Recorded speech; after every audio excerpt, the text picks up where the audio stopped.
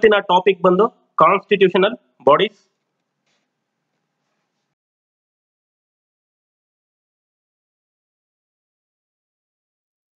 Constitutional bodies. Constitutional body is the body that has its name mentioned in the Indian Constitution. ಸಾಂವಿಧಾನಿಕ ಸಂಸ್ಥೆಗಳು ಅಂತ ಯಾವ ಸಂಸ್ಥೆಗಳನ್ನ ಕರಿತೀವಿ ಅಂತಂದ್ರೆ, ಯಾವ ಸಂಸ್ಥೆಗಳ ಹೆಸರು ಸಂವಿಧಾನದಲ್ಲಿ ಉಲ್ಲೇಖ ಆಗಿರುತ್ತೋ ಅಂತ ಸಂಸ್ಥೆಗಳನ್ನ ಸಾಂವಿಧಾನಿಕ ಸಂಸ್ಥೆಗಳು ಅಂತ ಕರಿತೀವಿ. ಈ ಸಾಂವಿಧಾನಿಕ ಸಂಸ್ಥೆಗಳಿಗೆ ಅಧಿಕಾರ ಸಂವಿಧಾನದಿಂದಲೇ ಬಂದಿರುತ್ತೆ. ಡೈರೆಕ್ಟ್ ಆಗಿ ಯಾವುದೇ ಆಕ್ಟ್ ಮಾಡೋದ್ರ ಮುಖಾಂತರ ಸ್ಥಾಪನೆ ಮಾಡಬೇಕಾಗಿಲ್ಲ. ಇವಕ್ಕೆ ಅಧಿಕಾರ ಸಂವಿಧಾನದಿಂದನೇ ಬಂದಿರುತ್ತೆ. ಇದಕ್ಕೇನಾದ್ರೂ ತಿದ್ದುಪಡಿ ತರಬೇಕು ಅಂತಂದ್ರೆ ಈ ಸಾಂವಿಧಾನಿಕ ಸಂಸ್ಥೆಗಳಿಗೆ ಸಾಂವಿಧಾನಿಕ ತಿದ್ದುಪಡಿನೇ ಮಾಡಬೇಕು. ಸೊ ಅಂತ ಸಾಂವಿಧಾನಿಕ ಸಂಸ್ಥೆಗಳು ಯಾವ್ಯಾವು ಅಂತ ನೋಡೋದಾದ್ರೆ, election commission, union public service commission, state public service commission, finance commission, national commission for ಎಸ್ಸಿಸ್, National Commission for STs, Special Officer for Linguistic Minorities, Comptroller and Auditor General of India, Attorney General of India, Advocate General of India. Attorney General of India. Attorney General of India. 76ನೇ ವಿಧಿಯನ್ವಯ ಭಾರತದ ಸಂವಿಧಾನವು attorney general ಹುದ್ದೆಯನ್ನು ಒದಗಿಸಿದೆ. ಭಾರತ ಸರ್ಕಾರದ ಪ್ರಪ್ರಥಮ ಅಥವಾ ಅತ್ಯುನ್ನತ ಕಾನೂನು ಅಧಿಕಾರಿ ಇವರೇ ಆಗಿರ್ತಾರೆ. ಈ ಅಟಾರ್ನಿ ಜನರಲ್ ಅವ್ರ ಬಗ್ಗೆ ಸಂವಿಧಾನದ 5ನೇ ಭಾಗ ತಿಳಿಸ್ಕೊಡುತ್ತೆ. ಅಟಾರ್ನಿ ಜನರಲ್ ಅವ್ರನ್ನ ಯಾರು ನೇಮಿಸ್ತಾರೆ ಅಂತಂದ್ರೆ ರಾಷ್ಟ್ರಪತಿ ಅವರು ನೇಮಿಸ್ತಾರೆ. ಅಟಾರ್ನಿ ಜನರಲ್ ಹುದ್ದೆಗೆ ಇರಬೇಕಾದಂತಹ ಅರ್ಹತೆಗಳು ಏನೇನು ಅಂತ ನೋಡೋದಾದ್ರೆ, ಅವರು ಭಾರತದ ನಾಗರಿಕನಾಗಿರಬೇಕು. ಎರಡನೇದಾಗಿ ಬಂದು ಯಾವ್ದಾದ್ರು ಹೈಕೋರ್ಟ್ ನಲ್ಲಿ 5 ವರ್ಷ ಜಡ್ಜ್ ಆಗಿರ್ಬೇಕು, ಇಲ್ಲ 10 ವರ್ಷ ಹೈಕೋರ್ಟ್ ನಲ್ಲಿ ಅಡ್ವೊಕೇಟ್ ಆಗಿರ್ಬೇಕು, ಇಲ್ಲ ಅಂತಂದ್ರೆ ರಾಷ್ಟ್ರಪತಿಯವರ ದೃಷ್ಟಿನಲ್ಲಿ ಒಬ್ಬ ಒಳ್ಳೆ ನ್ಯಾಯವಾದಿ ಆಗಿರ್ಬೇಕು. ಅಟಾರ್ನಿ ಜನರಲ್ ಅವರ ಅಧಿಕಾರಾವಧಿ ಇಷ್ಟು ವರ್ಷ ಇರುತ್ತೆ ಅಂತ ಸಂವಿಧಾನದಲ್ಲಿ ಎಲ್ಲೂ ಉಲ್ಲೇಖ ಇಲ್ಲ. ಇವರು ರಾಷ್ಟ್ರಪತಿಯವರ ಇಚ್ಛೆ ಮೇರೆಗೆ ಅವ್ರ ಹುದ್ದೆನಲ್ಲಿ ಮುಂದುವರಿತಾರೆ.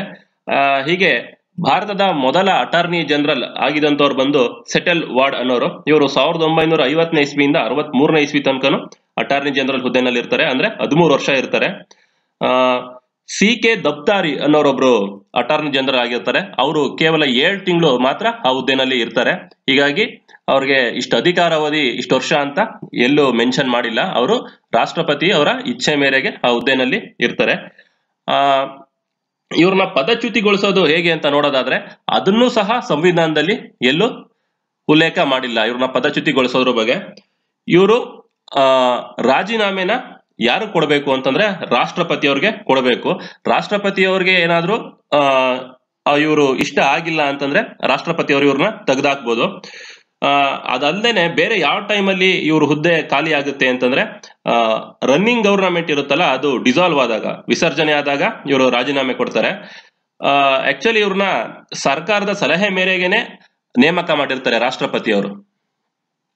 ಮತ್ತೆ ಇವರ ವೇತನ ಮತ್ತೆ ಭತ್ಯೆಗಳನ್ನ ಯಾರು ನಿರ್ಧರಿಸ್ತಾರೆ ಅಂತಂದ್ರೆ ಪ್ರೆಸಿಡೆಂಟ್ ಅವರು ನಿರ್ಧರಿಸ್ತಾರೆ. ಇದು ತುಂಬಾ important. Salaries and other allowances of attorney general of India was decided by president, not parliament. ಇವರ ಕಾರ್ಯಗಳು ಮತ್ತೆ ಜವಾಬ್ದಾರಿಗಳನ್ನ ನೋಡೋದಾದ್ರೆ, ಭಾರತ ಸರ್ಕಾರಕ್ಕೆ ರಾಷ್ಟ್ರಪತಿಗಳು ಸೂಚಿಸಿದ ಕಾನೂನು ವಿಷಯಗಳಿಗೆ ಸಂಬಂಧಿಸಿದಂತೆ ಇವರು ಸಲಹೆ ನೀಡುತ್ತಾರೆ. ಭಾರತ ಸರ್ಕಾರಕ್ಕೆ ರಾಷ್ಟ್ರಪತಿಗಳು ಸೂಚಿಸಿದ ಕಾನೂನು ವಿಷಯಗಳಿಗೆ ಸಂಬಂಧಿಸಿದಂತೆ ಇವರು ಸಲಹೆಯನ್ನು ನೀಡುತ್ತಾರೆ. ರಾಷ್ಟ್ರಪತಿ ಸೂಚಿಸಿದ ಕಾನೂನಿಗೆ ಸಂಬಂಧಿಸಿದ ಕೆಲಸಗಳನ್ನು ಸಹ ಇವರು ಮಾಡ್ತಾರೆ. ಭಾರತ ಸಂವಿಧಾನದಲ್ಲಿ ಸೂಚಿಸಿರುವ ಹಾಗೂ ಇತರೆ ಕಾನೂನುಗಳಲ್ಲಿ ಸೂಚಿಸಿರುವ ಕೆಲಸಗಳನ್ನು ನಿರ್ವಹಿಸುತ್ತಾರೆ. ರಾಷ್ಟ್ರಪತಿಗಳು ಅಟಾರ್ನಿ ಜನರಲ್ ರವರಿಗೆ ವಹಿಸಿದ ಕಾರ್ಯಗಳನ್ನು ಸಹ ಇವರು ಪೂರ್ತಿಗೊಳಿಸಬೇಕು. ಭಾರತ ಸರ್ಕಾರಕ್ಕೆ ಸಂಬಂಧಿಸಿದಂತೆ ಸುಪ್ರೀಂ ಕೋರ್ಟಿನ ಎಲ್ಲಾ ಮೊಕದ್ದಮೆಗಳಲ್ಲೂ ಭಾಗವಹಿಸಬೇಕು. ಇದು ತುಂಬಾ ಇಂಪಾರ್ಟೆಂಟ್. ಭಾರತ ಸರ್ಕಾರಕ್ಕೆ ಸಂಬಂಧಿಸಿದಂತೆ ಸುಪ್ರೀಂ ಕೋರ್ಟಿನ ಎಲ್ಲಾ ಮೊಕದ್ದಮೆಗಳಲ್ಲೂ ಸಹ ಇವರು ಭಾಗವಹಿಸಬೇಕು. 143ನೇ ವಿಧಿ ಅನ್ವಯ ಭಾರತದ ರಾಷ್ಟ್ರಪತಿಯು ಸುಪ್ರೀಂ ಕೋರ್ಟಿನ ಸಲಹೆ ಪಡೆಯುವಾಗ ಭಾರತ ಸರ್ಕಾರವನ್ನು ಇವರು ಪ್ರತಿನಿಧಿಸಬೇಕು. ಭಾರತ ಸರ್ಕಾರಕ್ಕೆ ಸಂಬಂಧಿಸಿದ ಯಾವುದೇ ಮೊಕದ್ದಮೆಗೆ ಸಂಬಂಧಿಸಿದಂತೆ ಅಗತ್ಯವೆನಿಸಿದರೆ ಭಾರತದ ಯಾವುದೇ ಹೈಕೋರ್ಟಿನಲ್ಲಿ ಭಾರತ ಸರ್ಕಾರವನ್ನು ಸಹ ಇವರು ಪ್ರತಿನಿಧಿಸಬೇಕು. 88ನೇ ವಿಧಿ ಈ ಅಟಾರ್ನಿ ಜನರಲ್ ಆಫ್ ಇಂಡಿಯಾ ಇವ್ರಿಗೆ ಒಂದಷ್ಟು ವಿಶೇಷ ಅಧಿಕಾರಗಳನ್ನ ಕೊಟ್ಟಿದೆ. ಈ ಅಟಾರ್ನಿ ಜನರಲ್ ಆಫ್ ಇಂಡಿಯಾ ಯಾವುದೇ ಸದನದ ಸದಸ್ಯರಲ್ಲ, ಆದ್ರೂ ಸಹ ಇವರು ಯಾವುದೇ ಸದನದಲ್ಲೂ ಹಾಜರಿರಬಹುದು. ಯಾವುದೇ ಚರ್ಚೆನಲ್ಲಾದ್ರೂ ಇವರು ಸದನದಲ್ಲಿ ಪಾಲ್ಗೊಳ್ಳಬಹುದು. ಲೋಕಸಭೆನಲ್ಲಾದ್ರೂ ಆಗಿರ್ಬೋದು, ರಾಜ್ಯಸಭೆನಲ್ಲಾದ್ರೂ ಆಗಿರ್ಬೋದು, ಮತ್ತೆ ಜಂಟಿ ಅಧಿವೇಶನದಲ್ಲೂ ಸಹ ಇವರು ಭಾಗವಹಿಸಬಹುದು. ಇವ್ರನ್ನ ಸಂಸತ್ತಿನ ಯಾವುದೇ ಸಮಿತಿಗೂ ಸಹ ಸದಸ್ಯರನ್ನಾಗಿ ನೇಮಕ ಮಾಡಬಹುದು. ಆದ್ರೆ ಇವರಿಗೆ ಸಂಸತ್ನಲ್ಲಿ ಮತದಾನದ ಹಕ್ಕಿಲ್ಲ. ಯಾವ್ದಾದ್ರು ತಿದ್ದುಪಡಿಗಳನ್ನ ಮಾಡಬೇಕು ಅಂತಂದ್ರೆ, ಒಂದು ಬಿಲ್ ನ ಪಾಸ್ ಮಾಡಬೇಕು ಅಂತಂದ್ರೆ ಮತದಾನ ಅಂತ ಬಂದಾಗ ಇವ್ರಿಗೆ ಮತದಾನದಲ್ಲಿ ಭಾಗವಹಿಸೋ ಹಕ್ಕಿಲ್ಲ. Comptroller and auditor general of India. Comptroller and auditor general of India ಈ ಒಂದು ಹುದ್ದೆಯ ಬಗ್ಗೆ ಸಂವಿಧಾನದ 148ನೇ ವಿಧಿ ತಿಳಿಸ್ಕೊಡುತ್ತೆ. ಇವ್ರು ಬಂದು Indian audit and accounts department ನ ಮುಖ್ಯಸ್ಥರಾಗಿರ್ತಾರೆ. Is the highest auditor officer of the country. ಇವ್ರನ್ನ ಸಾರ್ವಜನಿಕ ಹಣಕಾಸಿನ ರಕ್ಷಕರು ಅಂತ ಕರೀತಾರೆ. ಮತ್ತೆ ಸಂವಿಧಾನದ 4 ಆಧಾರ ಸ್ತಂಭಗಳಲ್ಲಿ ಈ ಲೆಕ್ಕ ಪರಿಶೋಧಕ ಸಂಸ್ಥೆ ಸಹ ಒಂದಾಗಿದೆ. ಮಿಕ್ಕ 3 ಆಧಾರ ಸ್ತಂಭಗಳು ಯಾವುದು ಅಂದ್ರೆ, ಒಂದು ಸುಪ್ರೀಂ ಕೋರ್ಟ್, ಮತ್ತೆ ಒಂದು ಎಲೆಕ್ಷನ್ ಕಮಿಷನ್, ಮತ್ತೊಂದು ಕೇಂದ್ರ ಲೋಕಸೇವಾ ಆಯೋಗ ಆಗಿರುತ್ತೆ. ಅಪಾಯಿಂಟ್ಮೆಂಟ್ ಅಂಡ್ ಟರ್ಮ್, ಇವರ ಒಂದು ನೇಮಕಾತಿ ಮತ್ತೆ ಇವರ ಅಧಿಕಾರಾವಧಿ ಬಗ್ಗೆ ನೋಡೋದಾದ್ರೆ, CAG ಅವರನ್ನ ಯಾರು ನೇಮಿಸ್ತಾರೆ ಅಂತಂದ್ರೆ ರಾಷ್ಟ್ರಪತಿ ಅವರು ನೇಮಿಸ್ತಾರೆ. ಇವರು ರಾಷ್ಟ್ರಪತಿಗಳ ಮುಂದೆ ಪ್ರಮಾಣ ವಚನನ ಸ್ವೀಕರಿಸ್ತಾರೆ. ಇವರ ಅಧಿಕಾರಾವಧಿ 6 ವರ್ಷ ಇರುತ್ತೆ. ಅಥವಾ ಈ ಹುದ್ದೆಗೆ ನೇಮಕವಾದಂತಹ ವ್ಯಕ್ತಿಗೆ 65 ವರ್ಷ ಆಗ್ಬಿಟ್ರೆ 6 ವರ್ಷಕ್ಕೂ ಮುಂಚೆ ಅಲ್ಲಿಗೆ ಇವರ ಅಧಿಕಾರಾವಧಿ ಮುಕ್ತಾಯಗೊಳ್ಳುತ್ತೆ. Whichever is earlier he holds the office for a period of 6 years or up to the age of 65 years whichever is earlier. ಇವ್ರನ್ನ ಹೇಗೆ ಪದಚ್ಯುತಿಗೊಳಿಸ್ತಾರೆ ಅಂತಂದ್ರೆ, ಸೇಮ್ ಸುಪ್ರೀಂ ಕೋರ್ಟ್ ಜಡ್ಜ್ ನ ಹೇಗೆ ಪದಚ್ಯುತಿಗೊಳಿಸ್ತಾರೋ ಅದೇ ಒಂದು ಪ್ರೊಸೀಜರ್ ನ ಇವರ ಪದಚ್ಯುತಿನಲ್ಲೂ ಫಾಲೋ ಮಾಡ್ತಾರೆ. ಇವ್ರನ್ನ ರಿಮೂವ್ ಮಾಡೋದು ಬಂದು ರಾಷ್ಟ್ರಪತಿ ಅವರು. In other words, he can be removed by the president on the basis of the resolution of passed to that effect by both houses of the parliament with special majority either on the grounds of proved misbehaviour or incapacity. ಇವ್ರನ್ನ ಯಾವ ಕಾರಣಗಳಿಂದಾಗಿ ಪದಚ್ಯುತಿ ಮಾಡಲಾಗುತ್ತೆ ಅಂತಂದ್ರೆ, ಒಂದು ಅಸಮರ್ಥತೆಯಿಂದ, ಇನ್ನೊಂದು ಸಾಬೀತಾದ ದುರ್ವರ್ತನೆಯಿಂದ. ಇವೆರಡರಲ್ಲಿ ಯಾವ್ದಾದ್ರು ಒಂದು ಕಾರಣದಿಂದಾಗಿ ಇವ್ರನ್ನ ಪದಚ್ಯುತಿಗೊಳಿಸ್ತಾರೆ. ಇವ್ರನ್ನ ಪದಚ್ಯುತಿಗೊಳಿಸಬೇಕು ಅಂತಂದ್ರೆ 2 ಸದನದಲ್ಲೂ ಸಹ ರೆಸಲ್ಯೂಷನ್ ನಿರ್ಣಯನ ಮಂಡಿಸ್ಬಿಟ್ಟು ವಿಶೇಷ ಬಹುಮತದ ಮೂಲಕ ಅದು ಪಾಸ್ ಆಗ್ಬೇಕು. ಪಾಸ್ ಆದ ನಂತರ ಪ್ರೆಸಿಡೆಂಟ್ ಅವ್ರ ಹತ್ರ ಹೋಗುತ್ತೆ, ಅವರು ಇವ್ರನ್ನ ರಿಮೂವ್ ಮಾಡ್ತಾರೆ. Security to post of CAG. ಈ ಒಂದು ಹುದ್ದೆಗೆ ಒಂದು ವಿಶೇಷವಾದ ಭದ್ರತೆ ಇದೆ. ಅದೇನಂತಂದ್ರೆ, ರಾಷ್ಟ್ರಪತಿಯವರು ತಮ್ಮ ಇಚ್ಛೆ ಮೇರೆಗೆ ಯಾವಾಗ ಬೇಕಂದ್ರೆ ಅವಾಗ ಈ ಹುದ್ದೆಯಿಂದ ರಿಮೂವ್ ಮಾಡೋ ಹಾಗಿಲ್ಲ. ಮತ್ತೆ ಒಂದ್ಸಲ ಈ CAG ಪೋಸ್ಟ್ ಹೋದ್ಮೇಲೆ ಬೇರೆ ಯಾವುದೇ ತರದಾದಂತಹ ಸಾಂವಿಧಾನಿಕ ಹುದ್ದೆಗಳಿಗೆ ಇವ್ರನ್ನ ಕನ್ಸಿಡರ್ ಮಾಡೋದಿಲ್ಲ. ಇವರ ಸ್ಯಾಲ್ರಿ ಮತ್ತೆ ಅಲೋಯನ್ಸಸ್ ನ ಯಾರು ನಿರ್ಧಾರ ಮಾಡ್ತಾರೆ ಅಂತಂದ್ರೆ ಪಾರ್ಲಿಮೆಂಟ್ ಡಿಸೈಡ್ ಮಾಡುತ್ತೆ. ಇವ್ರ ಸ್ಯಾಲ್ರಿ ಎಷ್ಟಿರುತ್ತೆ ಅಂತಂದ್ರೆ ಸುಪ್ರೀಂ ಕೋರ್ಟ್ ಜಡ್ಜ್ ಅವ್ರು ಎಷ್ಟು ತಗೊಂತಾರೋ ಅಷ್ಟಿರುತ್ತೆ. ಇವರ ಸ್ಯಾಲ್ರಿ ಮತ್ತೆ ಅಲೋಯನ್ಸಸ್, ಪೆನ್ಷನ್ ಇದನ್ನೆಲ್ಲ ಎಲ್ಲಿಂದ ಕೊಡ್ತಾರೆ ಅಂತಂದ್ರೆ ಕನ್ಸಾಲಿಡೇಟೆಡ್ ಫಂಡ್ ಆಫ್ ಇಂಡಿಯಾ, ಭಾರತದ ಸಂಚಿತ ನಿಧಿಯಿಂದ ಕೊಡ್ತಾರೆ. ಡ್ಯೂಟೀಸ್ ಅಂಡ್ ಪವರ್ಸ್, ಅಧಿಕಾರ ಮತ್ತೆ ಕಾರ್ಯಗಳನ್ನ ನೋಡೋದಾದ್ರೆ, parliament enacted the CAGs act 1971. 1971ನೇ ಇಸ್ವಿನಲ್ಲಿ ಈ CAG ಪೋಸ್ಟ್ಗೆ ಸಂಬಂಧಪಟ್ಟಂತೆ ಸಂಸತ್ತು ಒಂದು ಕಾಯ್ದೆನ ಜಾರಿಗೆ ತರುತ್ತೆ. ಈ ಕಾಯ್ದೆ 1976ನೇ ಇಸ್ವಿನಲ್ಲಿ ಲೆಕ್ಕ ಪರಿಶೋಧನೆ ಮತ್ತು ಲೆಕ್ಕ ನಿಯಂತ್ರಣ ಈ ಎರಡನ್ನ ಸಪರೇಟ್ ಮಾಡುತ್ತೆ. ಇವರ ಕೆಲಸಗಳು ಏನೇನು ಅಂತ ನೋಡೋದಾದ್ರೆ, CAG ಅವರು ಭಾರತದ ಸಂಚಿತ ನಿಧಿ ಮತ್ತು ರಾಜ್ಯಗಳ ಸಂಚಿತ ನಿಧಿ ಈ 2 ಸಂಚಿತ ನಿಧಿಗಳ ವೆಚ್ಚವನ್ನ ಪರಿಶೋಧನೆ ಮಾಡ್ತಾರೆ. CAG can make audit all the expenditure from consolidated fund of India and consolidated fund of state. It has the power to make audit all the expenditure from contingency fund and public account of India as well as states. CAG ಅವರ ಅಧಿಕಾರಾವಧಿ ಇನ್ನು ಏನೇನಿದೆ ಅಂತ ನೋಡೋದಾದ್ರೆ, ಇವರು ಬಂದು ಸಾದಿಲ್ವಾರು ನಿಧಿಯ ವೆಚ್ಚಗಳ ಬಗ್ಗೆ ಲೆಕ್ಕ ಪರಿಶೋಧನೆ ಮಾಡ್ತಾರೆ. ಮತ್ತೆ ಪಬ್ಲಿಕ್ ಅಕೌಂಟ್ ಆಫ್ ಇಂಡಿಯಾ, ಸಾರ್ವಜನಿಕ ಹಣಕಾಸುಗೆ ಸಂಬಂಧಪಟ್ಟ ಹಾಗೆ ಇವರು ಲೆಕ್ಕ ಪರಿಶೋಧನೆಯನ್ನ ಮಾಡ್ತಾರೆ. ಮತ್ತೆ ಭಾರತ ಸರ್ಕಾರದ ಎಲ್ಲ ಸಂಸ್ಥೆಗಳ ಖರ್ಚು ವೆಚ್ಚಗಳ ಲೆಕ್ಕ ಪರಿಶೋಧನೆಯನ್ನು ಸಹ ಮಾಡ್ತಾರೆ. ಇವರು ರಾಷ್ಟ್ರಪತಿಯವರಿಗೆ ಹಣಕಾಸು ವಿಷಯಕ್ಕೆ ಸಂಬಂಧಪಟ್ಟಂತೆ ಲೆಕ್ಕಗಳಿಗೆ ಸಂಬಂಧಪಟ್ಟಂತೆ ಸಲಹೆ ಸೂಚನೆಗಳನ್ನ 150ನೇ ವಿಧಿಯನ್ವಯ ರಾಷ್ಟ್ರಪತಿಯವರಿಗೆ ಕೊಡ್ತಾರೆ. ಇವರು ಕೇಂದ್ರ ಮಟ್ಟದಲ್ಲಿ ಒಂದು ಲೆಕ್ಕ ಪರಿಶೋಧನೆಯನ್ನ ಮಾಡಿದಾಗ ರಾಷ್ಟ್ರಪತಿಯವರ ಮುಂದೆ ಇಡ್ತಾರೆ. ಈ ರಾಷ್ಟ್ರಪತಿಯವರು ಆ ಲೆಕ್ಕ ಪರಿಶೋಧನೆ ವರದಿಯನ್ನ ಸಂಸತ್ನ ಮುಂದೆ ಇಡ್ತಾರೆ ಅಪ್ರೂವಲ್ಗೋಸ್ಕರ. ಇದು ಬಂದು ಆರ್ಟಿಕಲ್ 151ರ ವಿಧಿಯನ್ವಯ ನಡೆಯುತ್ತೆ.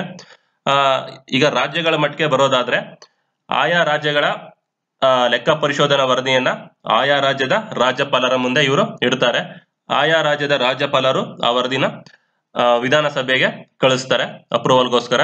ಮತ್ತೆ ಇವರು ಪಬ್ಲಿಕ್ ಅಕೌಂಟ್ಸ್ ಕಮಿಟಿಗೆ ಒಬ್ಬ ಸ್ನೇಹಿತನಂತೆ, ಮಾರ್ಗದರ್ಶನಂತೆ, ತತ್ವಜ್ಞಾನಿಯಂತೆ ಸಹಾಯವನ್ನ ಮಾಡ್ತಾರೆ ಎಲ್ಲಾ ವಿಷಯದಲ್ಲೂ. ಎಲೆಕ್ಷನ್ ಕಮಿಷನ್ ಆಫ್ ಇಂಡಿಯಾ, ಕೇಂದ್ರ ಚುನಾವಣಾ ಆಯೋಗ. ಈ ಒಂದು ಕೇಂದ್ರ ಚುನಾವಣಾ ಆಯೋಗದ ಬಗ್ಗೆ ಸಂವಿಧಾನದ 324ನೇ ವಿಧಿ ತಿಳಿಸ್ಕೊಡುತ್ತೆ. ಕೇಂದ್ರ ಚುನಾವಣಾ ಆಯೋಗವು ನ್ಯಾಯಸಮ್ಮತವಾದ ಚುನಾವಣೆ ನಡೆಸ್ಕೊಡೋದಕ್ಕೆ ಜವಾಬ್ದಾರನಾಗಿರುತ್ತೆ. ಕೇಂದ್ರ ಚುನಾವಣಾ ಆಯೋಗ ಯಾವ್ಯಾವ ಚುನಾವಣೆಗಳನ್ನ ನಡೆಸ್ಕೊಡುತ್ತೆ ಅಂತಂದ್ರೆ, ಮೊದಲನೇದು ಬಂದು ರಾಷ್ಟ್ರಪತಿಯವರ ಚುನಾವಣೆ, ಉಪರಾಷ್ಟ್ರಪತಿಯವರ ಚುನಾವಣೆ, ಕೇಂದ್ರ ಲೋಕಸಭೆ ಮತ್ತು ರಾಜ್ಯಸಭೆಯ ಚುನಾವಣೆಗಳನ್ನು ಸಹ ಕೇಂದ್ರ ಚುನಾವಣಾ ಆಯೋಗ ನಡೆಸ್ಕೊಡುತ್ತೆ. ಮತ್ತೆ ಎಲ್ಲಾ ರಾಜ್ಯಗಳ ವಿಧಾನಸಭೆ ಚುನಾವಣೆಯನ್ನು ಸಹ ಕೇಂದ್ರ ಚುನಾವಣಾ ಆಯೋಗ ನಡೆಸ್ಕೊಡುತ್ತೆ. ಈ ಕೇಂದ್ರ ಚುನಾವಣಾ ಆಯೋಗ ಭಾರತದಲ್ಲಿ ಪ್ರಜಾಪ್ರಭುತ್ವ ಸರಿಯಾಗಿ ಕೆಲಸ ನಿರ್ವಹಿಸುವುದಕ್ಕೆ ಉತ್ತೇಜನವನ್ನು ಕೊಡುತ್ತೆ. ಕಾಂಪೋಸಿಷನ್, ಕೇಂದ್ರ ಚುನಾವಣಾ ಆಯೋಗದ ರಚನೆಯನ್ನ ನೋಡೋದಾದ್ರೆ, ಕೇಂದ್ರ ಚುನಾವಣಾ ಆಯೋಗದಲ್ಲಿ 3 ಜನ ಚುನಾವಣಾ ಆಯುಕ್ತರಿರ್ತಾರೆ. ಆ 3 ಜನದಲ್ಲಿ ಒಬ್ರು ಮುಖ್ಯ ಚುನಾವಣಾ ಆಯುಕ್ತರು, ಮತ್ತೆ ಇನ್ನಿಬ್ರು ಬಂದು ಚುನಾವಣಾ ಆಯುಕ್ತರು ಇರ್ತಾರೆ. ಇವ್ರನ್ನ ನೇಮಕ ಮಾಡೋದು ಬಂದು ರಾಷ್ಟ್ರಪತಿಯವರು. ಈ ಕೇಂದ್ರ ಚುನಾವಣಾ ಆಯೋಗದ ಮುಖ್ಯಸ್ಥರು ಯಾರಾಗಿರ್ತಾರೆ ಅಂತಂದ್ರೆ ಮುಖ್ಯ ಚುನಾವಣಾ ಆಯುಕ್ತರು ಇದರ ಮುಖ್ಯಸ್ಥರಾಗಿರ್ತಾರೆ. Regional commissioners can also be appointed, ಅಂದ್ರೆ ರಾಜ್ಯಗಳಲ್ಲಿ ಇರುವಂತಹ ರಾಜ್ಯ ಚುನಾವಣಾ ಆಯೋಗಕ್ಕೆ ಸದಸ್ಯರನ್ನ ನೇಮಕ ಮಾಡೋದು ಸಹ ರಾಷ್ಟ್ರಪತಿಗಳೇ. ಈ ಕೇಂದ್ರ ಚುನಾವಣಾ ಆಯೋಗದ ರಚನೆಯನ್ನ ಭಾರತದ ಸಂಸತ್ತು ಕಾಲಕ್ಕೆ ಬದಲಾಯಿಸ್ತಾ ಇರುತ್ತೆ. 1989ನೇ ಇಸ್ವಿ ಅಕ್ಟೋಬರ್ ವರೆಗೂ ಕೇಂದ್ರ ಚುನಾವಣಾ ಆಯೋಗ ಕೇವಲ ಒಬ್ಬರೇ ಮುಖ್ಯ ಚುನಾವಣಾ ಆಯುಕ್ತರನ್ನ ಒಳಗೊಂಡಿರುತ್ತೆ. 1989ರ ಅಕ್ಟೋಬರ್ ರಿಂದ NM ಧನೋವಾ ಮತ್ತೆ VL ಸಿಗೆಲ್ ಇವರಿಬ್ಬರನ್ನ ಚುನಾವಣಾ ಆಯುಕ್ತರನ್ನಾಗಿ ನೇಮಕ ಮಾಡಲಾಗುತ್ತೆ. 1990 ಜನವರಿ ಮಂತ್ ಅಲ್ಲಿ ಇವರಿಬ್ಬರನ್ನು ಹುದ್ದೆಯಿಂದ ತೆಗೆದುಹಾಕಲಾಗುತ್ತೆ. ನಂತರ ಒಂದು ಸಮಿತಿನ ರಚನೆ ಮಾಡ್ತಾರೆ. ಅದು ಬಂದು ದಿನೇಶ್ ಗೋಸ್ವಾಮಿ ಸಮಿತಿ ಅಂತ. ಅವರು ಈ ಚುನಾವಣಾ ಸುಧಾರಣೆಗಳಿಗೋಸ್ಕರ ಒಂದು ಅಧ್ಯಯನ ಮಾಡಿ ರಿಪೋರ್ಟ್ ಕೊಡ್ತಾರೆ. ಈ ಕಮಿಟಿ ಏನ್ ಮಾಡುತ್ತೆ, ವರದಿನಲ್ಲಿ ಚುನಾವಣಾ ಆಯೋಗವು ಬಹು ಸದಸ್ಯರನ್ನು ಒಳಗೊಂಡಿರಬೇಕೆಂದು ಶಿಫಾರಸ್ನ ಮಾಡುತ್ತೆ. 1991ನೇ ಇಸ್ವಿನಲ್ಲಿ ಸುಪ್ರೀಂ ಕೋರ್ಟ್ ಕೂಡ ಚುನಾವಣಾ ಆಯೋಗಕ್ಕೆ ಬಹು ಸದಸ್ಯರ ಅವಶ್ಯಕತೆ ಇದೆ, ಒಬ್ಬರೇ ಇದ್ರೆ ಕಷ್ಟ ಆಗುತ್ತೆ ಅಂತ ಸುಪ್ರೀಂ ಕೋರ್ಟ್ ಸಹ ಹೇಳುತ್ತೆ. ಈ ಬೆಳವಣಿಗೆಗಳ ಹಿನ್ನೆಲೆಯಲ್ಲಿ ಭಾರತದ ಸಂಸತ್ತು 1991ನೇ ಇಸ್ವಿನಲ್ಲಿ ಒಂದು ಕಾಯ್ದೆನ ಜಾರಿ ಮಾಡೋದ್ರ ಮುಖಾಂತರ ಇಬ್ಬರು ಚುನಾವಣಾ ಆಯುಕ್ತರ ನೇಮಕ ಮಾಡೋದಕ್ಕೆ ಅವಕಾಶ ಕಲ್ಪಿಸಿಕೊಡುತ್ತೆ. ಈ ಕಾಯ್ದೆನ ಮತ್ತೆ ತಿದ್ದುಪಡಿ ಮಾಡಿ ಮುಖ್ಯ ಚುನಾವಣಾ ಆಯುಕ್ತರ ಮತ್ತು ಇತರೆ ಚುನಾವಣಾ ಆಯುಕ್ತರ ತಿದ್ದುಪಡಿ ಕಾಯ್ದೆ 1993 ಅಂತ ಮರುನಾಮಕರಣ ಮಾಡಿ ಜಾರಿಗೊಳಿಸ್ತಾರೆ. ಈ ಕಾಯ್ದೆ ಅನ್ವಯ 1993ನೇ ಇಸ್ವಿನಲ್ಲಿ MS ಗಿಲ್ ಹಾಗೂ GVG ಕೃಷ್ಣಮೂರ್ತಿ ಇವರಿಬ್ಬರನ್ನು ಸಹ ಆಯುಕ್ತರನ್ನಾಗಿ ನೇಮಕ ಮಾಡಲಾಗುತ್ತೆ. ಆ ಮುಖಾಂತರ ಭಾರತದ ಚುನಾವಣಾ ಆಯೋಗವು ಬಹು ಸದಸ್ಯ ಆಯೋಗವಾಗಿ ಮಾರ್ಪಾಡಾಗುತ್ತೆ. ಸೊ ಈ ಚುನಾವಣಾ ಆಯೋಗದ ಆಯುಕ್ತರು ಮತ್ತೆ ಮುಖ್ಯ ಚುನಾವಣಾ ಆಯುಕ್ತರ ವೇತನ ಮತ್ತು ಸೌಲಭ್ಯವನ್ನ ಯಾರು ತೀರ್ಮಾನಿಸ್ತಾರೆ ಅಂತಂದ್ರೆ ಸಂಸತ್ತು ತೀರ್ಮಾನಿಸುತ್ತೆ. ಇವರ ಒಂದು ಅಧಿಕಾರಾವಧಿ 6 ವರ್ಷ ಅಥವಾ 65 ವರ್ಷ ಆಗೋವರೆಗೆ, ಇವೆರಡರಲ್ಲಿ ಯಾವುದು ಬೇಗ ಆಗುತ್ತೋ, 6 ವರ್ಷ ಬೇಗ ಆಗೋದ್ರೆ 6 ವರ್ಷ ಬೇಗ ಆಗಿ ಇನ್ನೂ 65 ವರ್ಷಕ್ಕೆ ಟೈಮ್ ಇದ್ರೆ ಆವಾಗ ಅವರು ರಿಟೈರ್ಡ್ ಆಗ್ತಾರೆ. ಅಕಸ್ಮಾತ್ 6 ವರ್ಷ ಆಗದೇನೆ ಆ ಆಯುಕ್ತರಿಗೆ 65 ವರ್ಷ ಆಗೋದ್ರೆ ಅವ್ರು 65 ವರ್ಷ ಆಗ್ತಾ ಇದ್ದಂಗೆ ಅವ್ರನ್ನ ರಿಟೈರ್ ಮಾಡಿ ಕಳಿಸ್ತಾರೆ. ನೆಕ್ಸ್ಟ್ ಏನಾದ್ರೂ ಒಂದು ಡಿಸಿಷನ್ ತಗೋಬೇಕು ಅಂತಂದ್ರೆ ಅಲ್ಲಿ ಮೆಜಾರಿಟಿ ಓಟು ಯಾವ ಪರವಾಗಿ ಬಿದ್ರೆ ವಿರುದ್ಧವಾಗಿ ಬಿರುತ್ತೋ ಅಂತ ನೋಡ್ಕೊಂಡು ತಗೊಳ್ಬೇಕಾಗುತ್ತೆ. ಸಿಂಗಲ್ ಹ್ಯಾಂಡೆಡ್ ಆಗಿ ಡಿಸಿಷನ್ ತಗೊಳಕ್ಕಾಗಲ್ಲ. ಈ ಚುನಾವಣಾ ಆಯೋಗದ ಕಾರ್ಯಗಳನ್ನ 1950 ಮತ್ತು 1951ರ ಪ್ರಜಾಪ್ರತಿನಿಧಿ ಕಾಯ್ದೆಯಲ್ಲಿ ನಿಗದಿಪಡಿಸಲಾಗಿದೆ. ಏನೇನು ಅವರ ಕೆಲಸ ಅಂತ ನೋಡೋದಾದ್ರೆ, ಕ್ಷೇತ್ರಗಳನ್ನ ನಿಗದಿಪಡಿಸೋದು, ಚುನಾವಣೆಗೆ ಸಿದ್ಧತೆ, ಚುನಾವಣಾ ವೇಳಾಪಟ್ಟಿಯನ್ನು ಸಿದ್ಧತೆ ಮಾಡೋದು, ಚುನಾವಣೆ ನಡೆಯುವ ದಿನವನ್ನು ಗೊತ್ತುಪಡಿಸೋದು, ಮತ್ತೆ ಚುನಾವಣೆ ನಡೆಸಲು ಸಾಧ್ಯವೇ ಇಲ್ವೇ ಅಂತ ತೀರ್ಮಾನ ತಗೊಳ್ಳೋದು ಈ ಆಯೋಗದ ಕರ್ತವ್ಯ ಆಗಿದೆ. ಚುನಾವಣೆಗೆ ಬೇಕಾದ ಸಿಬ್ಬಂದಿ ವರ್ಗವನ್ನು ಒದಗಿಸುವಂತೆ ಕೋರುವುದು ಸಹ ಆಯೋಗದ ಒಂದು ಕರ್ತವ್ಯ. ಪಕ್ಷಗಳನ್ನು ಅಧಿಕೃತಗೊಳಿಸುವುದು ಹಾಗೂ ಚಿಹ್ನೆಗಳನ್ನು ನೀಡುವುದು, ನಾಮಪತ್ರಗಳನ್ನು ವಿಂಗಡಿಸಿ ಪರಿಶೀಲನೆ ಮಾಡುವುದು, ಚುನಾವಣೆಗಳನ್ನು ನಡೆಸುವುದು, ಚುನಾವಣಾ ಅಭ್ಯರ್ಥಿಯ ವೆಚ್ಚವನ್ನು ಪರಿಶೀಲನೆ ಮಾಡೋದು, ಮತದಾರರ ಪಟ್ಟಿಗಳ ವಿಶೇಷ ಪರಿಷ್ಕರಣೆಗೆ ಆದೇಶವನ್ನು ನೀಡೋದು, ಸಂಸತ್ತು ಮತ್ತು ರಾಜ್ಯ ಶಾಸಕಾಂಗಗಳಿಗೆ ಉಪಚುನಾವಣೆಯನ್ನು ಸಹ ನಡೆಸೋದು, ಯಾವುದೇ ಸಕಾರಣಕ್ಕಾಗಿ ಚುನಾವಣೆಯ ಫಲಿತಾಂಶವನ್ನು ತಡೆಹಿಡಿಯೋದು, ಯಾವುದೇ ಕ್ಷೇತ್ರದಲ್ಲಿ ಅಥವಾ ಮತಗಟ್ಟೆಯಲ್ಲಿ ಮರು ಚುನಾವಣೆ ನಡೆಸಲು ಅಧಿಕಾರ ಇದೆ ಈ ಚುನಾವಣಾ ಆಯೋಗಕ್ಕೆ. ಚುನಾವಣೆ ನಂತರ ಸದನದ ರಚನೆಗೆ ಪ್ರಕಟಣೆ ಹೊರಡಿಸೋದು, ವಿಧಾನ ಪರಿಷತ್ತಿನ ಪದವೀಧರ ಅಧ್ಯಾಪಕರ ಮತ್ತು ಸ್ಥಳೀಯ ಸಂಸ್ಥೆಗಳ ಕ್ಷೇತ್ರಗಳ ಮರು ವಿಂಗಡಣೆಗೆ ಸಂಬಂಧಿಸಿದಂತೆ ರಾಷ್ಟ್ರಪತಿಗಳಿಗೆ ಶಿಫಾರಸನ್ನ ಕೊಡೋದು. ಇಷ್ಟು ಈ ಚುನಾವಣಾ ಆಯೋಗದ ಕಾರ್ಯ ಆಗಿದೆ. ಕೇಂದ್ರ ಲೋಕಸೇವಾ ಆಯೋಗ, ಯೂನಿಯನ್ ಪಬ್ಲಿಕ್ ಸರ್ವಿಸ್ ಕಮಿಷನ್. ಲೋಕಸೇವಾ ಆಯೋಗ ಭಾರತ ಸಂವಿಧಾನದ 14ನೇ ಭಾಗ ಈ ಲೋಕಸೇವಾ ಆಯೋಗಗಳ ಬಗ್ಗೆ ತಿಳಿಸ್ಕೊಡುತ್ತೆ. ಇದಕ್ಕೆ ಸಂಬಂಧಪಟ್ಟಂತ ಆರ್ಟಿಕಲ್ಸ್ ಬಂದು ಆರ್ಟಿಕಲ್ ನಂಬರ್ 315ರಿಂದ ಹಿಡಿದು ಆರ್ಟಿಕಲ್ ನಂಬರ್ 323 ತನಕ. ಲೋಕಸೇವಾ ಆಯೋಗಗಳು ಸಂವಿಧಾನದ 4 ಕಂಬಗಳಲ್ಲಿ ಒಂದು. ಈ ಲೋಕಸೇವಾ ಆಯೋಗಗಳನ್ನ ಮೆರಿಟ್ ಕಾಯುವ ನಾಯಿ ಅಂದ್ರೆ watch dog of merit system ಅಂತ ಕರೀತಾರೆ. ಸಾರ್ವಜನಿಕ ಸೇವೆಗೆ ಉತ್ತಮ ಹಾಗೂ ಪ್ರತಿಭಾವಂತ ವ್ಯಕ್ತಿಗಳನ್ನು ಆಯ್ಕೆ ಮಾಡುವ ಜವಾಬ್ದಾರಿಯನ್ನ ಈ ಕೇಂದ್ರ ಲೋಕಸೇವಾ ಆಯೋಗ ಹೊಂದಿದೆ. ಈ ಮೂಲಕ ಆಡಳಿತದ ಗುಣಮಟ್ಟವನ್ನ ಕಾಪಾಡಲು ಸಹಕಾರಿ ಆಗಿದೆ. ಆಲ್ ಇಂಡಿಯಾ ಸರ್ವಿಸಸ್, ಯಾವ್ಯಾವ್ದು ಆಲ್ ಇಂಡಿಯಾ ಸರ್ವಿಸಸ್ ಅಂತಂದ್ರೆ IAS, IPS ಮತ್ತೆ ಇಂಡಿಯನ್ ಫಾರೆಸ್ಟ್ ಸರ್ವಿಸಸ್. ಈ ಹುದ್ದೆಗಳಿಗೆ ನೇಮಕಾತಿ ಮಾಡೋ ಜವಾಬ್ದಾರಿ ಯಾರಿಗಿರುತ್ತೆ ಅಂತಂದ್ರೆ ಕೇಂದ್ರ ಸರ್ಕಾರಕ್ಕಿರುತ್ತೆ. ಮತ್ತೆ ಈ ಹುದ್ದೆಗಳಿಗೆ ಆಯ್ಕೆಯಾದ ಅಭ್ಯರ್ಥಿಗಳು ಕೇಂದ್ರ ಸರ್ಕಾರದ ಅಡಿಯಲ್ಲಿ ಮತ್ತೆ ರಾಜ್ಯ ಸರ್ಕಾರದ ಅಡಿಯಲ್ಲಿ ಕೆಲಸಗಳನ್ನ ನಿರ್ವಹಿಸ್ತಾರೆ. Central services, they are appointed by the central government and working only under central government. Indian revenue service, Indian railway service, Indian foreign service. ಈ ಒಂದು ಸೆಂಟ್ರಲ್ ಸರ್ವಿಸಸ್ ಕೇಂದ್ರ ಸೇವಾ ಹುದ್ದೆಗಳಿಗೆ ನೇಮಕಾತಿ ನಡೆಸೋದು ಸಹ ಕೇಂದ್ರ ಸರ್ಕಾರನೇ. ಮತ್ತೆ ಈ ಹುದ್ದೆಗೆ ಆಯ್ಕೆಯಾದಂತ ಅಭ್ಯರ್ಥಿಗಳು ಕೇವಲ ಕೇಂದ್ರ ಸರ್ಕಾರದ ಅಡಿಯಲ್ಲಿ ಕೆಲಸಗಳನ್ನ ನಿರ್ವಹಿಸ್ತಾರೆ. ಈ ಸೆಂಟ್ರಲ್ ಸರ್ವಿಸಸ್ ಅಂಡರ್ ಅಲ್ಲಿ ಯಾವ್ಯಾವ ಹುದ್ದೆಗಳು ಬರ್ತವೆ ಅಂತಂದ್ರೆ ಇಂಡಿಯನ್ ರೆವೆನ್ಯೂ ಸರ್ವಿಸ್ ಬರುತ್ತೆ, ಇಂಡಿಯನ್ ರೈಲ್ವೆ ಸರ್ವಿಸ್ ಬರುತ್ತೆ, ಇಂಡಿಯನ್ ಫಾರಿನ್ ಸರ್ವಿಸ್ ಬರುತ್ತೆ. ಸ್ಟೇಟ್ ಸರ್ವಿಸಸ್, ರಾಜ್ಯ ಸೇವೆಗಳು, ಇದಕ್ಕೆ ಅಪಾಯಿಂಟ್ ಮಾಡೋದು ಯಾರು ಅಂತಂದ್ರೆ ಸ್ಟೇಟ್ ಗವರ್ನಮೆಂಟ್ಗಳೇ. ಮತ್ತೆ ಅವರು ಸ್ಟೇಟ್ ಗವರ್ನಮೆಂಟ್ ಮಾತ್ರ ವರ್ಕ್ ಮಾಡ್ತಾರೆ. ಲೋಕಸೇವಾ ಆಯೋಗದ ರಚನೆಯನ್ನ ನೋಡೋದಾದ್ರೆ ಪ್ರತಿಯೊಂದು ರಾಜ್ಯಕ್ಕೆ ಒಂದು ಲೋಕಸೇವಾ ಆಯೋಗ ಮತ್ತೆ ಕೇಂದ್ರಕ್ಕೆ ಒಂದು ಲೋಕಸೇವಾ ಆಯೋಗ ಇರಬೇಕು ಅಂತ 315ನೇ ವಿಧಿ ಹೇಳುತ್ತೆ. UPSC shall have a chairman and have members decided by the president. ಈ ಕೇಂದ್ರ ಲೋಕಸೇವಾ ಆಯೋಗಕ್ಕೆ ಸದಸ್ಯರನ್ನ ಮತ್ತೆ ಅಧ್ಯಕ್ಷರನ್ನ ನೇಮಕ ಮಾಡೋದು ಬಂದು ರಾಷ್ಟ್ರಪತಿಗಳೇ. ಈ ಸದಸ್ಯರಾಗಬೇಕು ಅಂತಂದ್ರೆ ಕೇಂದ್ರ ಲೋಕಸೇವಾ ಆಯೋಗಕ್ಕೆ ಏನೇನು ಅರ್ಹತೆಗಳು ಇರಬೇಕು ಅಂತ ಸಂವಿಧಾನದಲ್ಲಿ ಎಲ್ಲೂ ಉಲ್ಲೇಖ ಮಾಡಿಲ್ಲ. ಆದ್ರೆ ಆಲ್ಮೋಸ್ಟ್ ಯಾರ ಆಗ್ತಾರೆ ಸದಸ್ಯರು ಅಂತಂದ್ರೆ ರಾಜ್ಯ ಸರ್ಕಾರಗಳಲ್ಲಿ ಅಥವಾ ಕೇಂದ್ರ ಸರ್ಕಾರಗಳಲ್ಲಿ ಕನಿಷ್ಠ ಪಕ್ಷ 10 ವರ್ಷ ಸೇವೆ ಸಲ್ಲಿಸಿರೋರು ಅಲ್ಲಿ ಮೆಂಬರ್ಗಳ ಆಗಿದ್ದಾರೆ ಜಾಸ್ತಿ. ಮತ್ತೆ ಅವರ ಅಧಿಕಾರಾವಧಿ ಎಷ್ಟು ವರ್ಷ ಇರುತ್ತೆ ಅಂತಂದ್ರೆ 6 ವರ್ಷ ಅಥವಾ 65 ವರ್ಷ ವಯಸ್ಸು, 6 years and retirement age is 65 years, whichever is earlier. ಮತ್ತೆ ಈ ಸದಸ್ಯರು ಮತ್ತೆ ಅಧ್ಯಕ್ಷರು ಯಾರಿಗೆ ತಮ್ಮ ರಾಜೀನಾಮೆನ ಕೊಡಬೇಕು ಅಂತಂದ್ರೆ ರಾಷ್ಟ್ರಪತಿ ಅವರಿಗೆ ಕೊಡಬೇಕು. The chairman and other members can be removed by president. ಇವ್ರನ್ನ ಪದಚ್ಯುತಿಗೊಳಿಸೋ ಅಧಿಕಾರ ರಾಷ್ಟ್ರಪತಿ ಅವರಿಗಿದೆ. But the removal must be followed by the recommendation of supreme court based on the report of enquiry committee. ಆದ್ರೆ ಇವರ ಪದಚ್ಯುತಿಗೆ ಡೈರೆಕ್ಟ್ ಆಗಿ ರಾಷ್ಟ್ರಪತಿ ಅವರು ಮಾಡೋ ಹಾಗಿಲ್ಲ. ಸುಪ್ರೀಂ ಕೋರ್ಟ್ ಇಂದ ಏನಾದ್ರೂ ಶಿಫಾರಸು ಬಂದಿದ್ರೆ ಪದಚ್ಯುತಿಗೊಳಿಸಿ ಅಂತ, ಆ ಒಂದು ಸಂದರ್ಭದಲ್ಲಿ ಮಾತ್ರ ಇವರು ಈ ಲೋಕಸೇವಾ ಆಯೋಗದ ಸದಸ್ಯರನ್ನ ಪದಚ್ಯುತಿ ಮಾಡಬಹುದು. ಈ ಸುಪ್ರೀಂ ಕೋರ್ಟ್ಗೆ ಒಂದು ಎನ್ಕ್ವೈರಿ ಕಮಿಟಿ ರಿಪೋರ್ಟ್ ಕೊಟ್ಟಿರುತ್ತೆ. ಆ ರಿಪೋರ್ಟ್ ನ ಮೇಲೆ ಸುಪ್ರೀಂ ಕೋರ್ಟ್ ರೆಕಮೆಂಡೇಶನ್ ಮಾಡುತ್ತೆ ರಿಮೂವಲ್ಗೆ.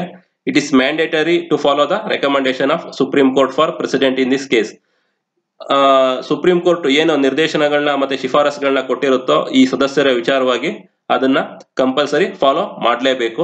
ಸುಪ್ರೀಂ ಕೋರ್ಟ್ ಅವ್ರನ್ನ ಪದಚ್ಯುತಿ ಮಾಡಿ ಅಂತ ಹೇಳಿದ್ರೆ ಕಡಾಖಂಡಿತವಾಗಿ ರಾಷ್ಟ್ರಪತಿಯವರು ಪದಚ್ಯುತಿ ಮಾಡಲೇಬೇಕು.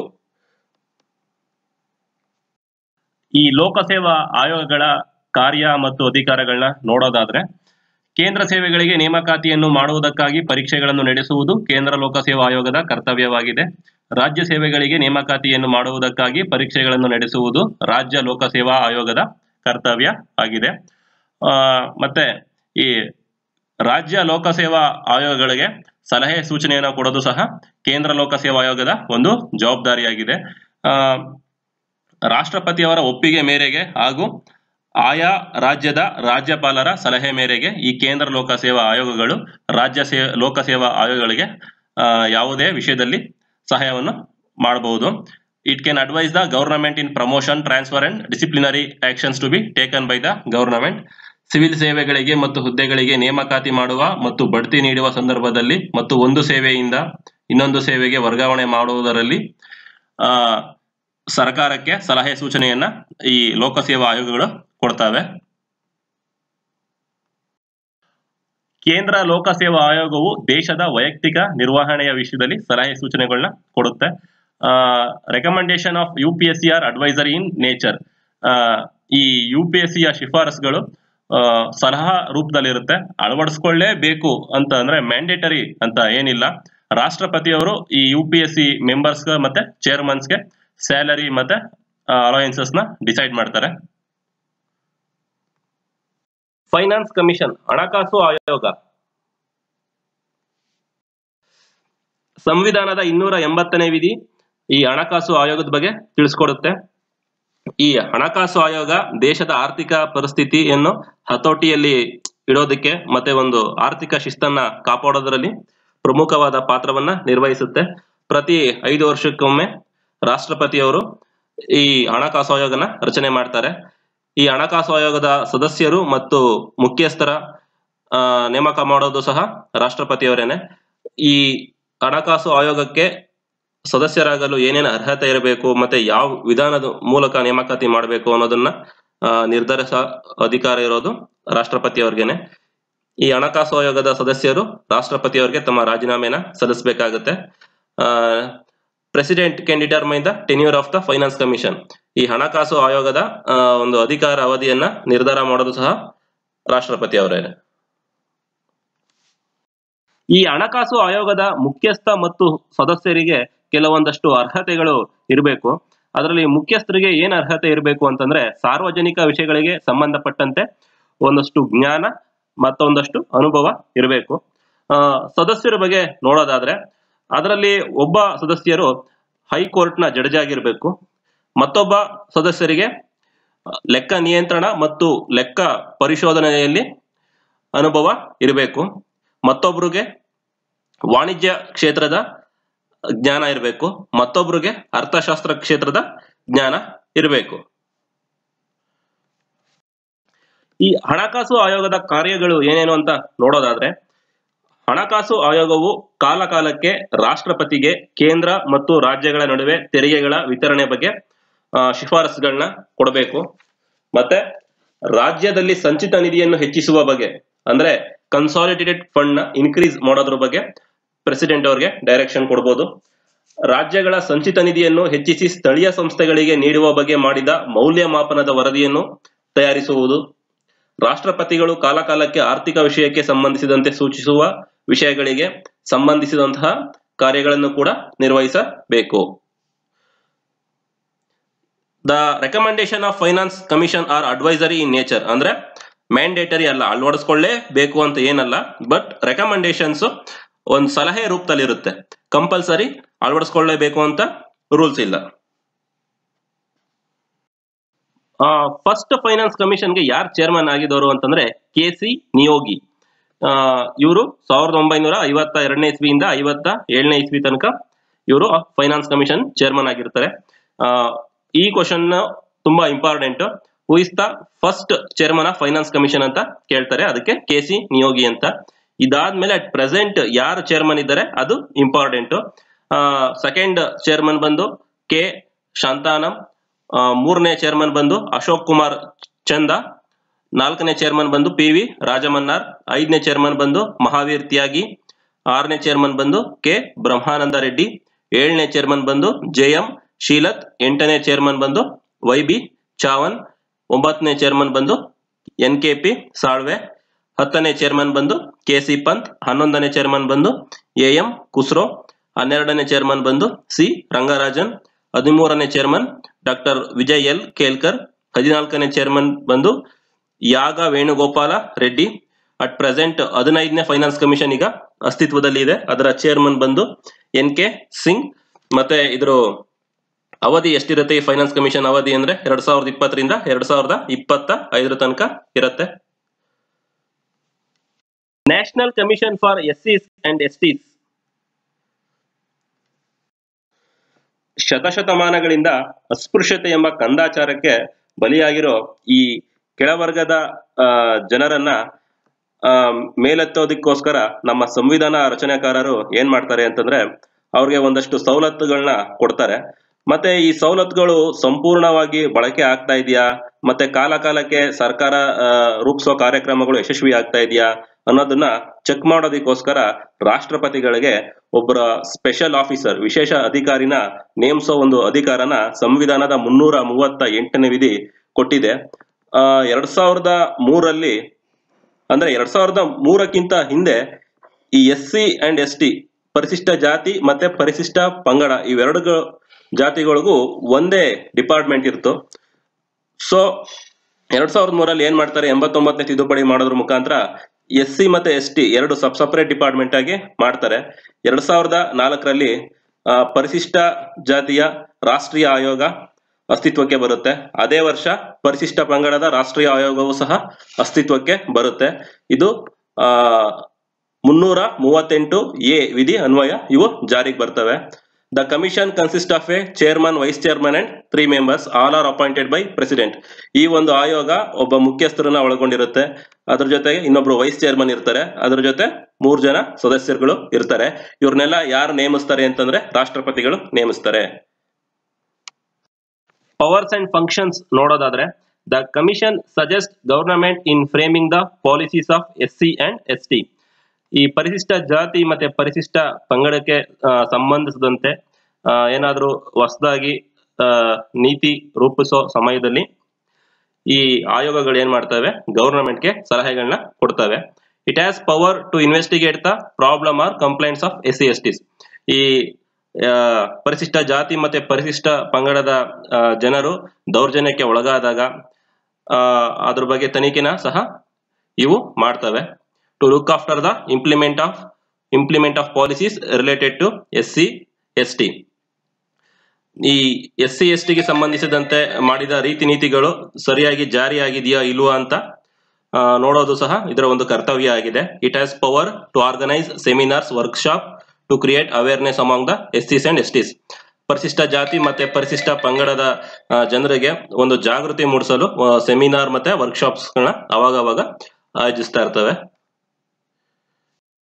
ಪರಿಶಿಷ್ಟ ಜಾತಿ ಮತ್ತು ಪರಿಶಿಷ್ಟ ಪಂಗಡದ ಆಯೋಗಗಳು ಪ್ರತಿ ವರ್ಷ ರಾಷ್ಟ್ರಪತಿಯವರಿಗೆ ವರದಿನ ಸಲ್ಲಿಸ್ತಾ ಇರುತ್ತೆ, ಮತ್ತೆ ಒಂದಷ್ಟು ಶಿಫಾರಸುಗಳನ್ನ ಸಹ ಮಾಡ್ತಾ ಇರುತ್ತೆ. ಈ ಶಿಫಾರಸುಗಳು ಕೇವಲ ಸಲಹಾ ರೂಪದಲ್ಲಿ ಇರುತ್ತೆ, ಕಂಪಲ್ಸರಿ ಅಡಾಪ್ಟ್ ಮಾಡ್ಕೋಬೇಕು ಅನ್ನೋ ರೂಲ್ಸ್ ಇಲ್ಲ. ಇವತ್ತಿಗೆ ಈ ಕ್ಲಾಸ್ ಮುಗ್ದಿದೆ. ನೆಕ್ಸ್ಟ್ ಟಾಪಿಕ್ ಬಂದು ಪಾರ್ಲಿಮೆಂಟರಿ ಕಮಿಟೀಸ್. ಇದನ್ನ ನಾಳೆ ಕ್ಲಾಸ್ ಅಲ್ಲಿ ನೋಡೋಣ.